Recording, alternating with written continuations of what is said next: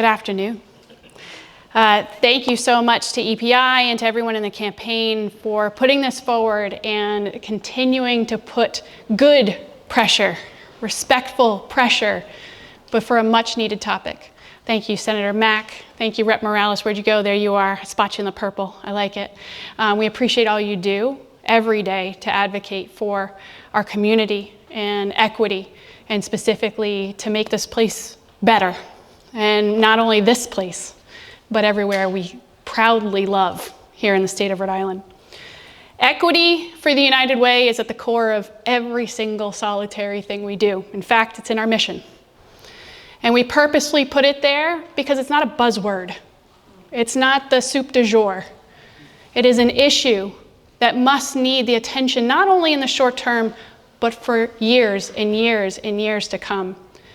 And I am a true proponent that information is power. You can't do anything without it. And so we are here to help our legislators be their best and do the best work possible. And United Way is, as I mentioned, laser focused in this work. We live this work. And in our Live United 2025 strategic plan, we go beyond. We focus on our work on justice, that's a new one, isn't it? Hey, let's bring it all together, why not? Justice, equity, diversity, and inclusion principles into every aspect of our work. We are here to serve. We are here to move the needle together. We cannot do that unless we call things for what it is. We also know that the decisions that are made in this building change lives. They have long-term implications. Session might be short.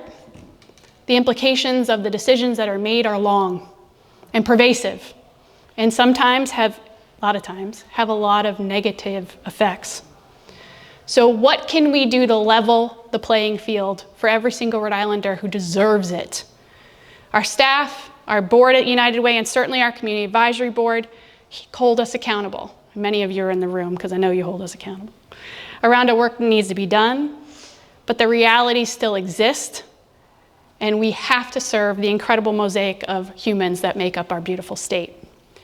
We also at the United Way hear directly from Rhode Islanders, and in fact, in a couple of weeks, we'll announce the number in 2024 of humans we spoke to, but I will tell you it's over 200,000. And we hear directly from them when they're in need, when they have nowhere else to turn, and we also see when actions have consequences, when the work and the short-term decisions made here have long-term consequences. We also educate our community through our equity challenge, where thousands of Rhode Islanders participate because Rhode Islanders are eager to learn. They're eager to grow. Equity is not a buzzword, it is an action. It is commitment, and it is a long-term commitment. We also work in Providence and proudly around our equity fund with the city because we know we have to invest in order to make change. I truly believe that I am proud of the work that we've done collectively and where we've moved, but we know there is an incredible amount of work left to be done.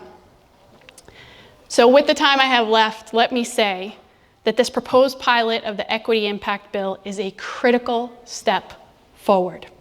By embedding the concept of equity into legislative process, we can ensure that when decisions are made for the long term, the considerations are understood in the short term. We will also help ensure that every Rhode Islander's need is considered, regardless of race, zip code, income, and that every Rhode Islander can have an opportunity to thrive. We have to be intentional about what legislation, about its purpose, about how the laws are implemented, and we have to understand who is impacted for better or for worse. Including an equity assessment step in the House rules will be similar to looking at both ways before you cross the street. We have to ensure that we are doing right by all. Much of the work we do and proudly do is to remedy the effects of legal but discriminatory legislation federally and within the state that has impacted many communities in a negative way for a long time. We want to help inform, we want to help support our legislators as they're making critically important decisions on all of our behalf. The Equity Impact Bill will help us be mindful of the different needs of every Rhode Islander, no matter who they are or whether they are in this building or outside of this building, whether they are in your House district or Senate district. We are so excited to support this effort. We will continue our commitment to breaking down the barriers to systemic inequities, to create opportunities, and build a stronger Rhode Island that we all love. Thank you.